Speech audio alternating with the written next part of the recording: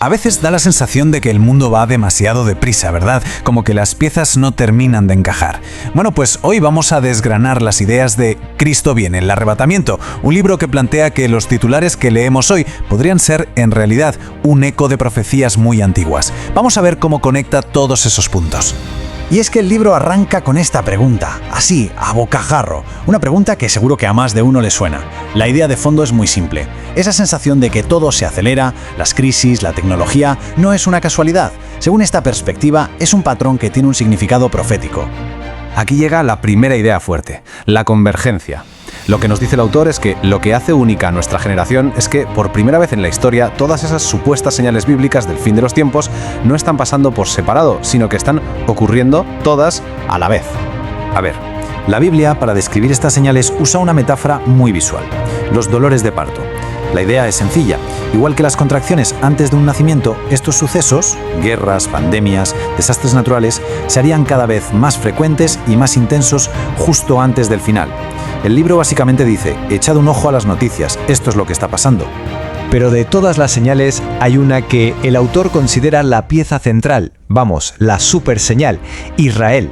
La idea es que esta nación funciona como una especie de reloj profético, que para entender en qué punto del calendario divino estamos, hay que mirar lo que pasa allí. Y ojo, porque según esta interpretación, el tic-tac de ese reloj no empezó a sonar hasta 1948. El hecho de que el Estado de Israel volviera a existir se ve como el pistoletazo de salida que activó la cuenta atrás final, como si a partir de ahí el resto de piezas del puzzle empezaran a moverse. Vale, si por un lado tenemos las señales geopolíticas, por el otro tenemos la tecnología. Y este es el otro pilar del argumento. Lo que se plantea es que, casi sin darnos cuenta, estamos construyendo la infraestructura global para un sistema de control total. Uno que, según se afirma, encaja como un guante con las descripciones de la Biblia. Ese camino hacia el control se apoyaría en tres patas que, de hecho, ya están en desarrollo. Primero, una identidad digital para cada persona del planeta. Segundo, un dinero 100% digital y que el gobierno pueda programar, las famosas CBDC. Y por último, la inteligencia artificial, que sería como el cerebro que lo une todo, capaz de procesar esa cantidad de datos y automatizar el control a una escala que nunca hemos visto. Vamos a pararnos un momento en esto de las CBDC, porque es importante. A diferencia del dinero de hoy, sería dinero emitido directamente por el Banco Central. Para el autor, las dos palabras que lo cambian todo son rastreable y programable. Esto significa que una autoridad podría no solo ver cada céntimo que se gasta, sino también decidir en qué y cuándo se puede gastar ese dinero. Bueno, ante este panorama que parece un poco distópico, ¿no? El libro presenta lo que sería la gran escapatoria, una especie de rescate divino para los creyentes.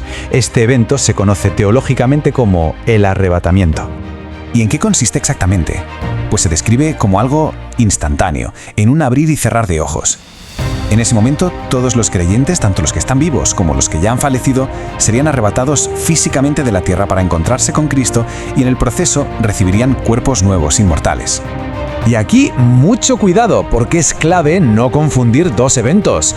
Según esta teología, el arrebatamiento no es lo mismo que la segunda venida. El arrebatamiento sería un rescate, por así decirlo, secreto e inminente, que ocurre en el aire. La segunda venida, que pasaría 7 años después, sería un regreso público y visible de Cristo a la tierra para juzgar al mundo. Son dos cosas distintas. Pero, a ver, ¿por qué tiene que ocurrir este rescate primero? La lógica teológica que se expone es que la presencia de los creyentes en el mundo actúa como una especie de freno espiritual que contiene la maldad.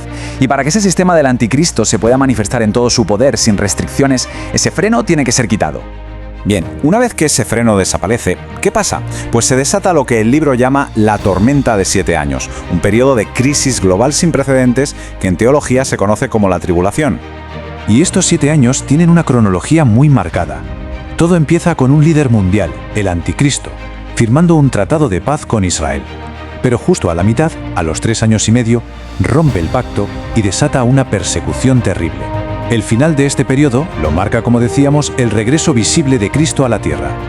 Es fundamental entender que este periodo tan terrible tendría un doble propósito.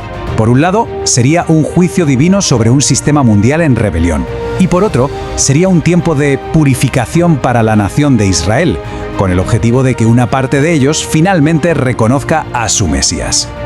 Muy bien, mucha profecía, mucho futuro. Pero, ¿y el ahora? ¿Cómo se supone que se vive con todo esto en la cabeza?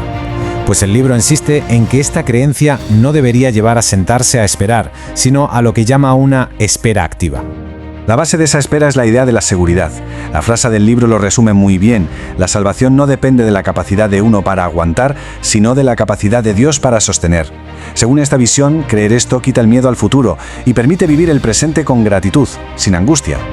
Y esa espera activa se apoya, según nos cuenta, en 5 pilares muy prácticos: la oración constante, estudiar las Escrituras, buscar una vida coherente e íntegra, compartir las propias creencias con otros y, por supuesto, estar en comunidad con otros creyentes. Al final, todo se reduce a la pregunta fundamental que plantea el libro: ¿de qué manera una esperanza tan potente sobre un evento futuro e inminente moldea la vida en el aquí y el ahora? Es, en definitiva, el reto de conectar una teología del mañana con las decisiones que se toman hoy.